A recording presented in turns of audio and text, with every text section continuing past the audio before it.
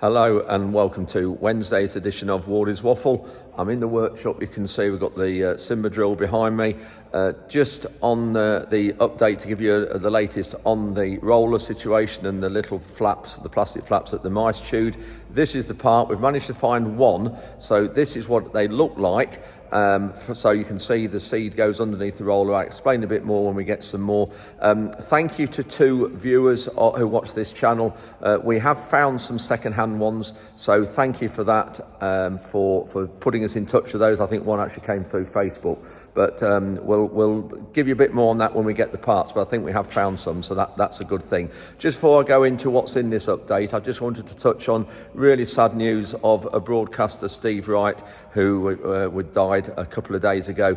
Really sad, because many of us from my era, my age, grew up with Steve on the radio.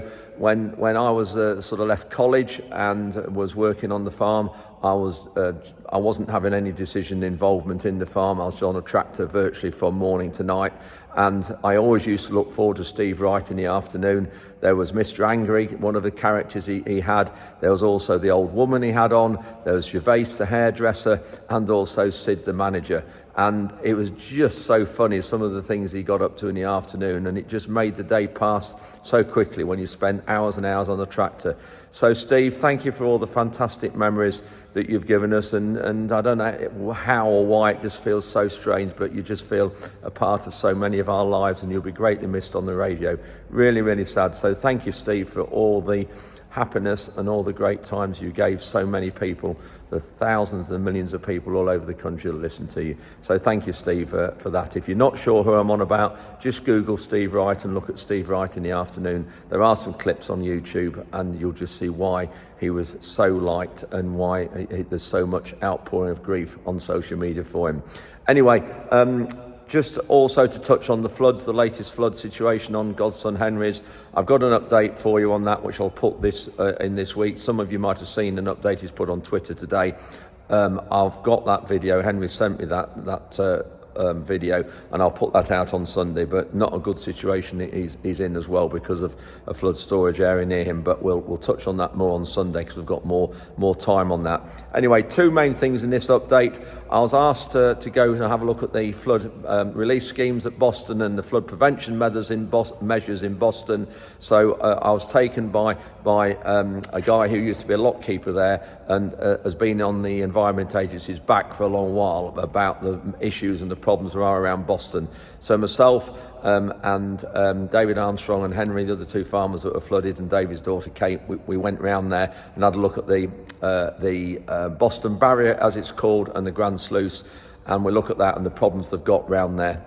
And also, we've had an excavator delivered this week. A couple of days ago, Barry started on doing the back out and having a serious look at trying to get that sorted because it's very overgrown and restricting the water flow. So lots of things, or two main things in this update. But thanks very much for watching, and hope you enjoy this update, and we'll see you at the end. I'm in on the edge of Boston with Rodney Bowles. Now, Rodney has brought us to the Grand Sluice here on the edge of Boston. We've got it here just behind us, you can see. And Ron's just going to explain a few things about this. So we saw on there, we'll look at the sign in a minute, it was built in 1766. And it was built in those days when they knew what they were doing, because it's been working for about 200 and some years, well, nearly 280 years, I think. Yeah.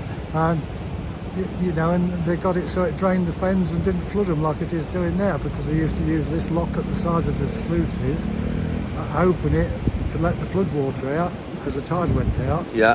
And yeah, the volumes kept the river to its right levels. Yeah. Where now they've blocked half the river with a barrier, well, not with a barrier, at the side of the barrier, where the lock should have been put in. And now it's cut the volume down about 2/3 to what it used to be, because we're going down to have a look at it in a minute and show you the reasons why it's not working as they say it should do. But the lock was supposed to be at the side of the barrier to work the same as this system, so that it could be opened, you know, in extreme weather conditions to get the volumes out quick enough at tide, before tide locks. And the lady that did the modelling, she didn't allow for tide locks and all sorts of things, which I've got figures that prove, you know, she got it wrong. So they made a cock-up, really? Yeah. Absolute cock-up. Being polite. Yeah. So this is the other side of the sluice, and you can just see here, there's 3 areas where the water comes through. 1, 2, 3 there. But there's as much concrete as there is open gap. But what happens here, Rodney says, is when the tide comes in, and there's the church at Boston, when the tide comes in, this water level here will get higher than the water level in the river coming out. And those doors there, you can see there's a door there, you can just see the edge of it there, and there's another one there.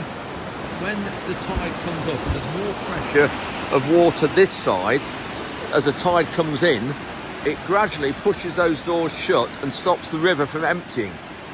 And then as the tide drops and goes out, then of course those doors open because there's more pressure behind the doors than there is in front of the doors this way. But I'm staggered at the amount of depth of the river and with the river at the back, how it's blocked off by these massive concrete sections here. And then at the far end, that's the section that's got the lock on it that are permanently closed, which is ludicrous. We're now just above the lock gates. You can see there that that's the door. So when the water there comes in and puts pressure and gets higher, puts pressure behind that door there, you can see that door then will shut and close and block the river off behind us, which the river's of course that other side where the sluice is. But so that's just how it happens, how it works rather. But you just see the massive structure in the middle here where there's no water coming through there. So you've only got 3 very narrow channels for the width of them to empty. Yet this is the lock at the side here. This is nearly as wide as those 3 channels, but yet there's a little bit coming through because it's come over the top, but they won't open this because the because the barrier, tidal barrier at the other end of Boston, isn't big enough to cope with the volume of water if this is open. That's the river up that way, that's Lincoln up that direction. Now this is one of the lock gates here. You can just see it's going over the top of it. Yeah, so you can see here. So what's the reason for this? What's underneath the water there that we can't see? Well, that is the lock gates that we open the boats in and out. Yeah. Through the, and the width of this, you say, is nearly the width of the 3 channels on the other side? Yeah, it's 30 foot this lock is wide, and the 3 channels the other side, they're only 12 foot that actually lets the water through. Right. So that's 36 foot. Yeah. But there's no obstacles on this, so it doubles the volume. Yeah. Right. Let's just have a look up this end here. So when was the last time these were opened? About 20 odd years ago. 20 years ago. You can see here, look, you can just see what's underneath the water. It's holding the flow back. Well, but just, you see, is it the far door there? You can just see a gap in it there. That's open. Is that the force of the water? That is the sea gate that should be set to open the pressures of water to let this out. Yeah. And these lock gates should have been chained back into the recesses to keep this right width. Yeah. And then all the water would go and open those. Yeah. And this pressure on this side and the tide had gone down. Yeah. And then when the tide comes back, when the pressure changes, it shuts the sea gates automatically. Yes. And that's what they've done away with the chains that we used to put on here. And of course, it's no good letting any more out here now because it can't cope at the other end. Which we'll go and have a look at. Yeah, in a minute. Yeah.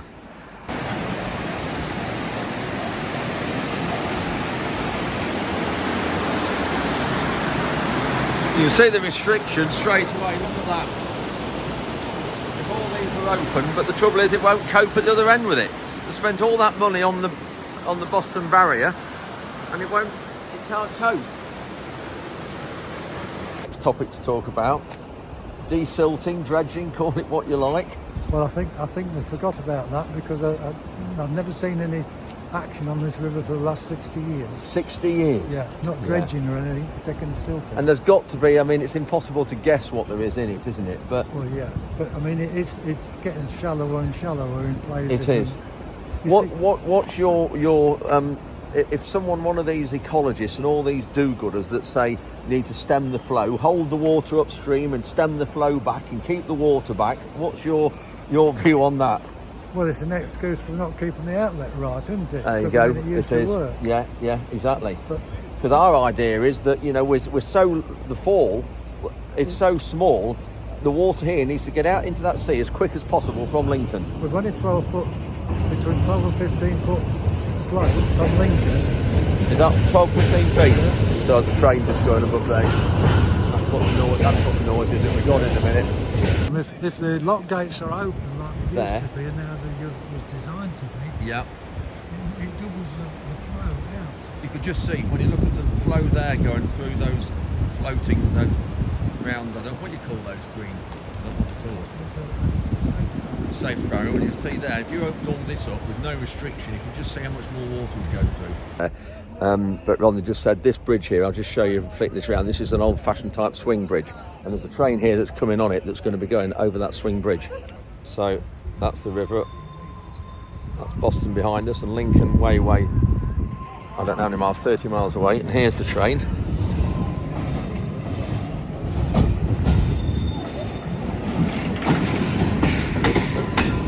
And that swing bridge is just as it says, it swings and pivots and goes at right angle to where it is now to let boats and things through in the water. You can see those boats there. They won't get underneath this bridge until it swings open. So it swings and pivots round and then sits that way on and leaves two channels clear.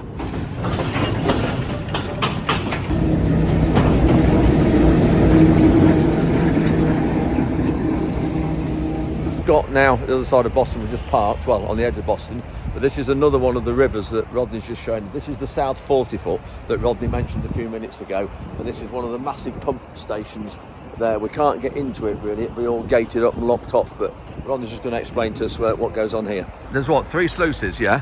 But there's only ever been 2 for a long while because they put the 2 new pumps into the 3rd one. Yeah. So there's only like 2, and then they made out, because they put the lock in it, they was getting 90 cumex out instead of 60. But when you look to the other side, it's got those gates. Yeah. So it's restricted it. So how they got 90, more like. So is there anything the other side of the pump house? These gaps there? No? It's so all that water there has to come through here. Yeah. Absolutely crackers, isn't it? You can't think. Folks that's in charge of drainage can do something. There's the pump house, and there should be water being pumped through there on the other side. So what's in there, Rodney? Well, there's 3 of the older pumps, original ones. Yeah. And the 2 newer ones, they've only done 800 hours each. Yeah. They're probably old, but they're still in good order, and they've got hundreds of hours. And they won't run them? And they won't run them. And they did 15 cumex each. God. So the 2 will do as much as the 3. So Yeah. if they just kept the 2 going, Yeah. it would stop the South Water overtopping. And then the back of that, then the pump will go back into the Witham, Yeah. and then out to sea. Yeah. They won't take any notice of the older engineers and Yeah. the river users Yeah. that know how to do it. Yeah. And they got us at meetings for 2 years designing this system Yeah. with the barrier and the sluice gate, lock gates to make it all work. And then they went behind the backs and took the lock gates out of the system till a later date. Well, we've been waiting 7 years, and I don't know how long this later date is. Yeah. But they've had 2 lots of flooding in the last 4 years now because of these. Because of this system that Yeah. they've left not finished. Just come the other side of that pump station, and you can just see now the doors down there. They're the doors you're on about, Rodney. Yes. And you can just see how they've restricted the flow, because it's not back against the wall, is it, back there? No, because it's set to be on free flow. Yeah. So the pressures. The pressure that comes up, it closes them. Closes it. Yeah. But So that is the Boston barrier just through here. 55 metres. I was going to say We can't get through. It was 55 metres and it was a nice. But there you can see, now you've got all the river we've just seen has got to go through that narrow gap. Slows up to go across the front of the house. You've got all that there, big area, it's all pinched up to go through that narrow gap. Just does not make sense, ridiculous. The river Hang on, Rodney, just say that again. It's now 25 metres, through the gap, barrier, yeah. and it used to be 55 metres the full width of the river. You're And they say they can get the volume through. through a narrow gap. Yeah. And then where that steel piling is, that there was where the lock should have been put in, but wasn't. I mean, the lock wouldn't have been, it could have been 20 metres, but anything better than what we've got would let more volume. Yeah. So you can see I've got the River Witham behind me. Well, I've just got Rodney's house here, and just spent 2 hours with him, a bit more. I've got some literature here to read about the Boston Barrier when it was first commissioned, if you like, or the plans for building it. You can see how high we've got the Witham here behind us, which is incredible. But anyway, really good to spend a bit of time with Rodney. He knows the whole area because living on the edge of the Witham here. So fantastic to do that. So thanks very much. So had a really interesting 2 or 3 hours here this afternoon to get to know how the river system works and how the water has to get out to sea with the tide coming in as well. It's Tuesday morning, and we've got a long reach excavators rolled up because Barry's going to start doing the beck out this week. Got a fair width to get across, that's why we need the extra length of boom. So we'll keep you updated on this. It will take probably 2 or 3 weeks to do. Just grab the Ford farm van quick, just so that to get behind him and just see it makes this corner. You can see there that back axle is turning, is steering, helps them get around this tight bend. Look at that, no problem at all. So after the 38 millimetres of rain we had at the end of last week, this field's back on the water on these bare patches. The edge of the field where there isn't any drop, and then that patch through there. So just letting the suspension down, you can see it going down and letting out the ramps.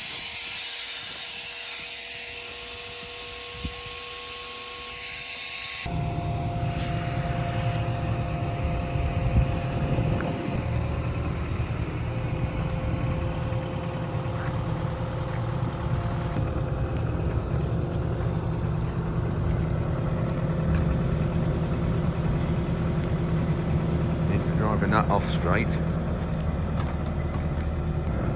Got a tree shear on it as well because we've got quite a few of those trees up near the water to take off.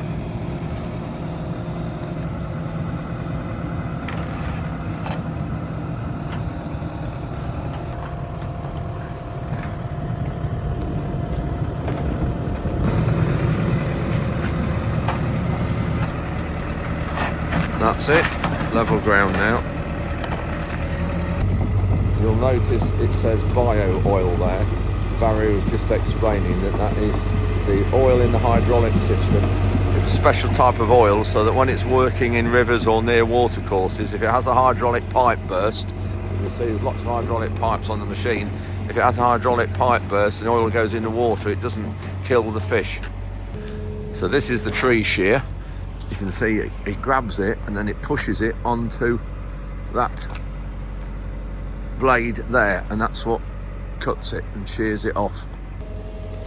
So that's it opening, and then you can see then when he closes it, you can see what it does.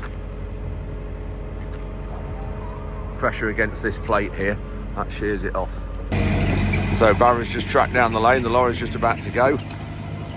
This is the beck that we are going to do out. See the massive amount, all this is overhanging. We're going to take this right off up there and open this right up and then sludge it all out as well. We've got it all cut with a hedge cutter now, but in places there's some big trees down into the water line. Another field of wheat not looking very good. This is after sugar beet.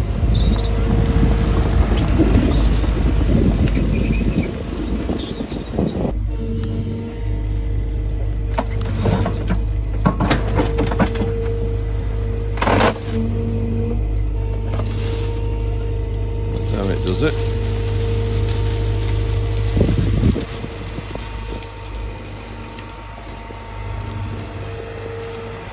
You see it grips it so you can deal with it once you cut it. Then we're going to have fires along here and get rid of them all. So there's going to be quite a lot of mess. But we've got to take some of that soil off there, that's why we've taken that out. we've got to widen this all out here. You can see how the width of the channel up there and how it's narrowed down here. Farrell's just turned up. They're doing a job on the RX, but it's to do with the seat. There's a fault with the seat that's to do with the sensor. And when it moves up and down, when the driver moves up and down, something to do with the sensor down here at the front, as it moves up and down, it thinks there's no driver on the seat, so it clicks out the auto steer or the PTO or something. So guys are just busy taking the old one out and going to put this new one in. You can just see how much good it's done. All these trees here right down near the water. This is what a lot of the rivers want, that the Environment Agency are looking after. Proper maintenance.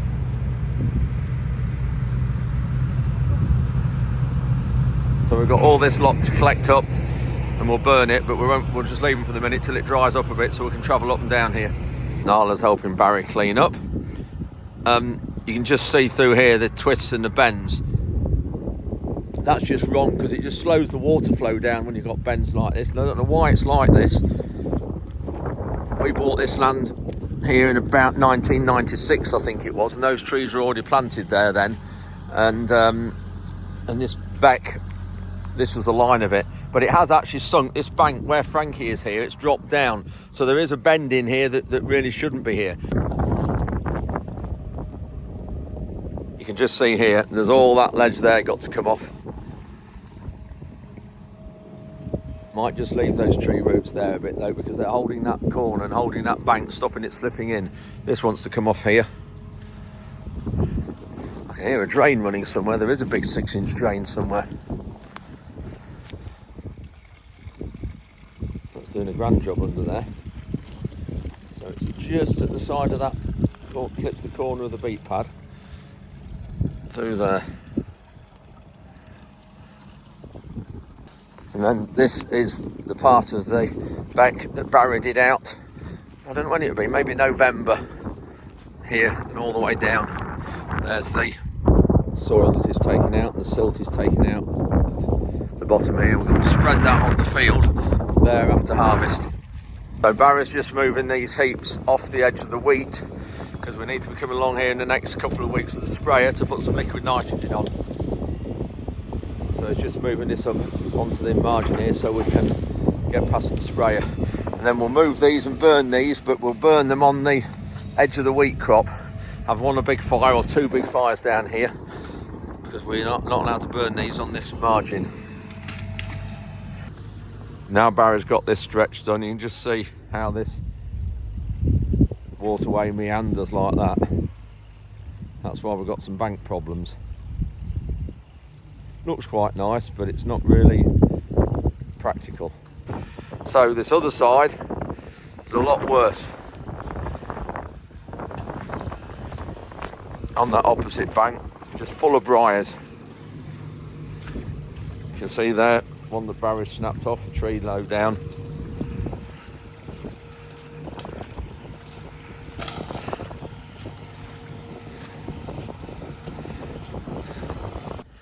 So just further along this back, you just see this is slipped right down here. Big flat ledge. Once pulling right back. Just see how wet it is after the rain last night. Dogs are loving it on the edge of the water. I think they've just found the shrew or something in the ground. It's obviously moved. Where is it, Frankie? Frankie? So Barry's going to have this large, or bigger one now. You can just see how it works.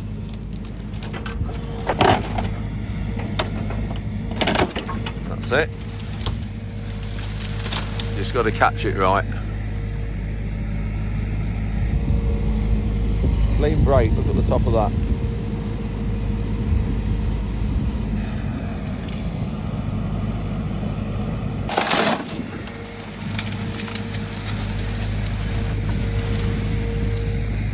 Huge amount of briars on this bank as well. We're going to leave all those on the top there to still provide shelter.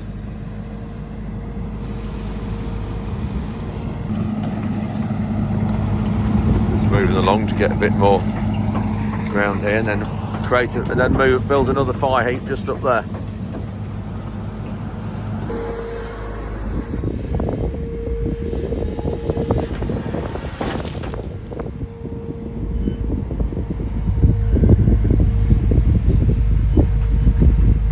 I think that might be a bit big for you, Nala.